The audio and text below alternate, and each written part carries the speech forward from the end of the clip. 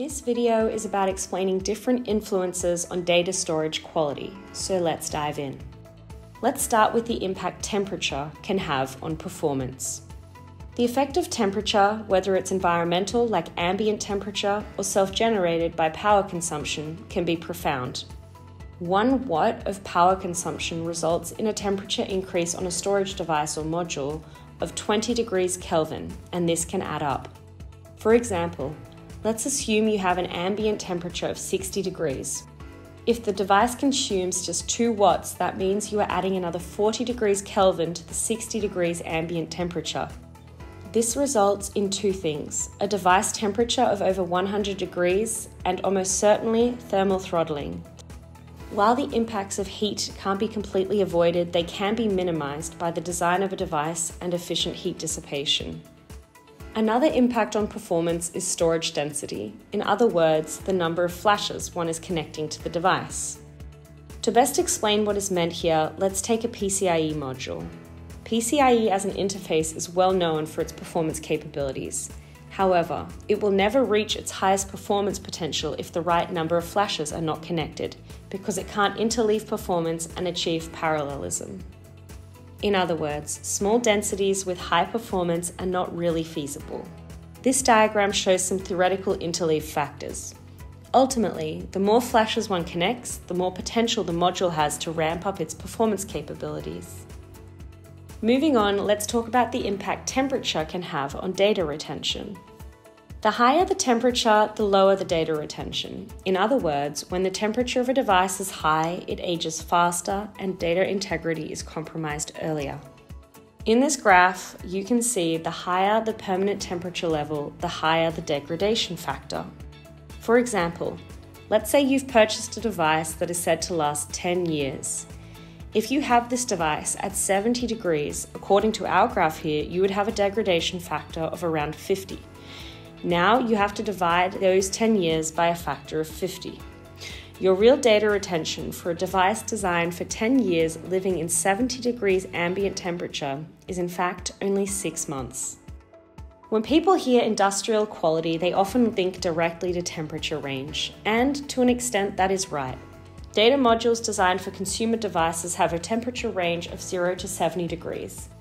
Industrial drives -40 to 85, and automotive devices can withstand a higher temperature range with -40 to 105 degrees Celsius.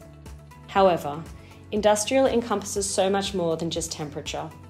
It's more than just a buzzword, and when we at Swissbit say that our products are of an industrial quality, we are also referring to long-term availability, product support, and the industrial testing behind the products that we put on the market. As discussed already, performance has many dimensions and influences. Usually people compare datasheet figures and come to a decision based off those numbers. But what do these numbers really mean? To understand what's behind a datasheet, one needs to understand the parameters. First, there's maximum performance and sustained performance. Maximum performance is only there when a drive is fresh out of the box. What's more realistic is the sustained performance. Sustained performance can differ strongly from what's written in datasheets. Furthermore, random performance refers to smaller chunks of data whose performance is much slower compared to sequential performance, so continuous streams of potentially even larger chunks of data.